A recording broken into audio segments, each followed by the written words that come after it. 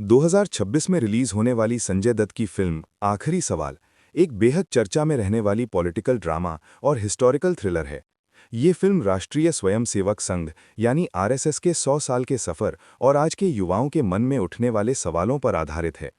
दोस्तों, फिल्म की शुरुआत आज के आधुनिक भारत से होती है, जहां सूचनाओं का अंबार है, लेकिन सत्य कहीं खोया हुआ है। इस मूवी में विक्की हेगड़े एक युवा और महत्वाकांक्षी स्कॉलर है, जो हर चीज़ पर सवाल उठाता है, जो अपने गुरु प्रोफेसर गोपाल नडकर्णी यानी संजय दत्त के मार्गदर्शन में अपनी थीसिस यानी रिसर्च पेपर लिख रहा होता है। जबकि नडकर्णी एक ऐसे व्यक्ति हैं जिनका सम्मान पूरे देश में है और उनका ज्ञान अगाध माना जाता है। दोस्तों, कहानी में उथल-पुथल तब शुरू होता है जब विक्की की आरएसएस पर आधारित रिसर्च पेपर को प्रोफेसर नडकर्णी पक्षपाती बताकर खारिज कर देते हैं और विक्की इसे अपनी बौद्धिक स्वतंत्रता पर हमला मानता है। क्योंकि दोस्तों, विक्की चुप बैठने वालों में से नहीं होता है, इसीलिए वो प्रोफेसर नटकर्णी को एक नेशनल टेलीविजन डिबेट में चुनौती देता है। वो कहता है कि जो संगठन 100 साल से देश के केंद्र में है, उसके बारे में सच क्यों नहीं बताया जाता। इसके साथ ही देखते ये एक व्यक्तिगत विवाद से बदलकर एक राष्ट्रीय मुद्दा बन जाता है। पूरा देश टीवी स्क्रीन से चिपक जाता है, जहां एक छात्र अपने गुरु से तीखे सवाल कर रहा होता है। और फिल्म यहां से फ्लैशबैक में जाना शुरू करती है, जहां हम 1925 के दौर को देखते हैं, जब केशव बलिहाम हेडगेवार ने इस संगठन की नींव रखी थी। फिल्म उन अनदेखे पन्नों को पलटती है जो इतिहास की किताबों में अक्सर नहीं मिलते। दोस्तों, जैसे जैसे डिबेट आगे बढ़ती है, विक्की संघ पर लगने वाले विभिन्न आरोपों और प्रतिबंधों जैसे 1948, 1975 और 1992 के बारे में सवाल पूछता है। वो पूछता है कि बार-बार बैन होने के बावजूद ये संगठन और मजबूत कैसे होता गया। दूसरी तरफ प्रोफेसर नटकर्णी बड़ी शांति से हर सवाल का जवाब देते हैं। वे केवल इतिहास नहीं बताते, बल्कि उस विचारधारा के पीछे की सोच को समझाते हैं।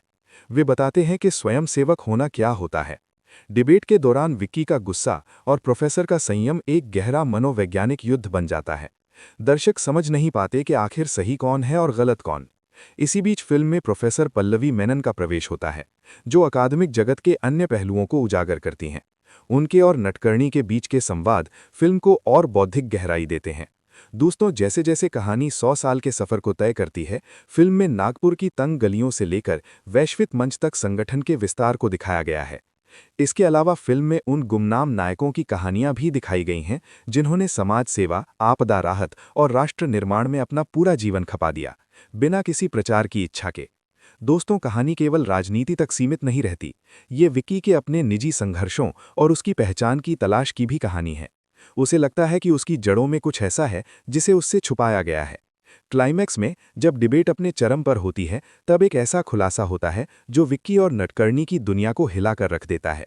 ये खुलासा न केवल उनके रिश्तों को बदल देता है, बल्कि देश के सामने एक ऐसा सच लाता है जो इतिहास की व्याख्या को बदल सकता है। फिल्म ये संदेश देती है कि सवाल पूछना बुरा नहीं है, लेकिन सवालों के पीछे का उद्देश्य सत्य होना चाहिए, न कि विनाश। अंत में विक्की को अपने सवालों के जवाब मिल जाते हैं, लेकिन वे जवाब वैसे नहीं थे जैसा उसने सोचा था।